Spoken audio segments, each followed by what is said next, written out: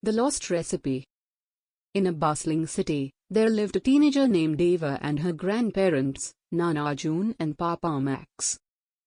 Eva had always admired her grandparents' cooking skills and loved helping them in the kitchen. One weekend, Eva decided to bake her favorite chocolate chip cookies. She was confident she could remember the recipe, so she didn't ask her grandparents for help. However, when she tasted the cookies, they didn't turn out as expected. They were flat and bland.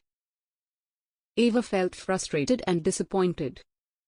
She went to Nana June and Papa Max for guidance, and they patiently shared their secret family recipe.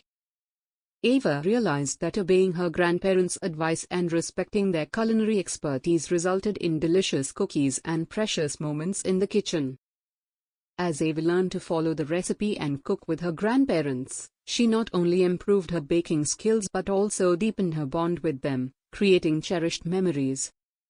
Moral of the story: Eva's story teaches us that obeying and learning from our grandparents can lead to wonderful shared experiences and family traditions.